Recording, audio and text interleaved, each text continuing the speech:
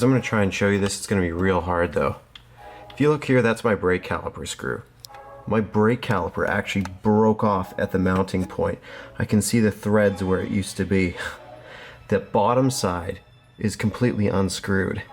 Now, just so you know, so people aren't like, oh, YouTube mechanic, I've actually never changed the brake pads on this vehicle. If you take a look here, or if you could take a look, there's still lots of meat on there, so I've never replaced them yet. So it's been about a month because I've been waiting, but I ended up getting the new piece. So as you can see, man, this actually has some weight to it. But if we grab this and we pull this part off, I'm gonna put this back up over here for a second. And then the next thing I'm gonna do is right behind here is these two big bolts that I'm gonna be taking off. See if I can shine a little light on the situation. Might be kind of darker. Let's see, right there. Okay, there, these two big bolts. There's one up here and one on the bottom. I'm gonna quickly take those out.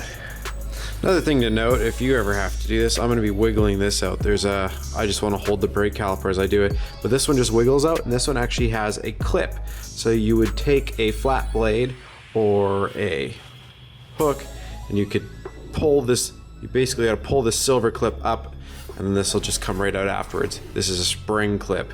So when you flick it out, it's gonna, well, spring out. So the top one, like I said, was easy. You just grab, squeeze, wiggle it, gets out of the way. Now the bottom one here, I grabbed with a pair of linesman pliers, got it up a little bit, then you take a flat blade, you see you can get it right through the hole, and I'm gonna do it from the other side, but yeah, that just slips out like this. Now you just slip this one out of there. Here's your spring clip. After you slip this out, you should be able to lie the caliper on the ground. So now that I got this turned sideways, I can show you better. See, this is where those threads broke out on my caliper carrier. It seems like these ones are way smaller. Like, look how small that is. And we look at the new one. Or, you know what? That is the same size. Guess it just gave over time. So, next part is to take off the 221 mils. If you have some penetrating fluid, which I do, be a good idea to shoot some on there. After you've done that and you've given it a second, if you got a breaker bar, you pretty much do this with one hand. Well, let's see. There we go. Should let go. So after that, after you break in the initial pressure, you can just take a regular old ratchet and go for it. Again, that was a 21. I pulled my rotor off so that way I could inspect the hub and everything. So far the hub looks fine, but I'll have to see later on. Just was playing around with it, trying to see if I could get it to knock around at all. What people will do usually is bolt their rim onto the rotor and wiggle it just to check on the hub. I know the tie rod's fine because I did that not too long ago, but now I'm gonna start reassembling. So if you want to, if you don't think you're ever gonna have to take that off again, you could use some red Loctite on the threads when you put this on, so that way you know those two big bolts aren't gonna come out, because the last thing you want is for your brake to come off, let's face it. But whether you use red Loctite or not is up to you. If you have that little bolt that goes on your rotor, you can always put that back in now. Mine actually didn't have it on there. From the last time I guess I brought it to the mechanic, I don't think they actually put that back on to keep the rotor on.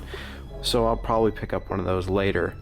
Next thing you want to do is of course put the red Loctite on those bolts. So first thing you want to do is, I'm going to put my bottom bolt in, but if your rotor's on, you can just technically cinch these both up and then crank these two bolts on. Again, you want to crank these on nice and tight. Next thing you want to do is clean up your slider pins. Since we took these out, inspect the threads, make sure they're all good. After you've inspected all your threads, everything's looking nice, just shoot them down, like I said, with a little bit of penetration. And then after we do that, if you have some Ultra Slick, this is brake lubricant, we're gonna put a little bit of this on the pins so that way they lubricate and slide real nice. Now that you've done that, take some lube up the pins, And then also lube up these tracks right here so your pads will slide along these pathways nice and easy. And that's pretty easy. Just literally put a little bit on your finger or a rag and just get them nice and lubed up.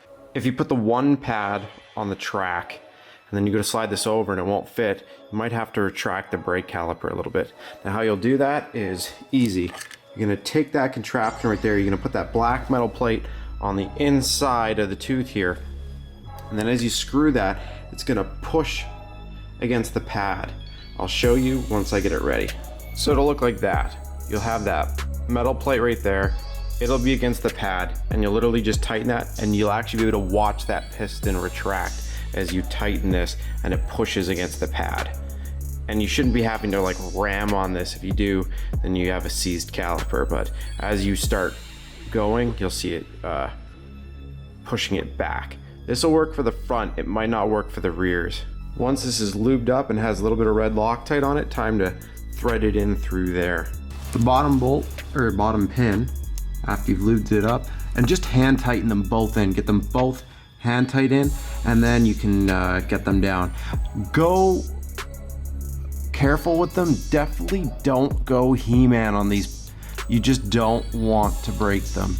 And after having, and again, I don't even know how the last ones broke. They broke while I was driving. So after that experience, that's why I Loctited them.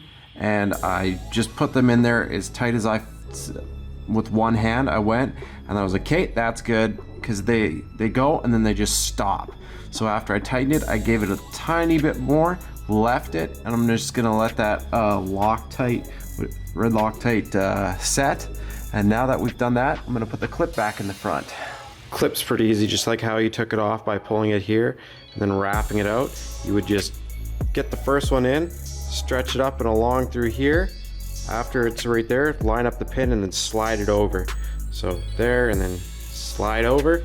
After you've done that, now we can, if you want to, you can press the brakes in the vehicle a couple times, get these to tighten back up. After you do that, you should be good to go. This will also help you if you want to quickly check your brake pads. If you think your brake pads are messed up, change your brake pads. Now I'm going to slowly put all this stuff back together really quickly, that little spring clip, and also then I'm going to put this one back up here, put my rim back on, and see if everything's good. Things to note: when you do this and you change your brakes, don't go barreling out of your garage or anything. Step on your brakes first, because the first couple pumps are where we're going to tighten those up. If you do that, you might freak out and say, oh my gosh, I don't have brakes, and you'll have to pump it a couple times really quick, but then you'll have brakes. Also, don't forget your dirt covers on your pins. Once you've gone through, inspected to make sure, okay, brake clip here, this clip's back in here, this is here, that's good and that's good. All right, now you're okay to straighten up your wheels. If you want, inspect the other side so both sides are good, and then you can bolt your rims back on.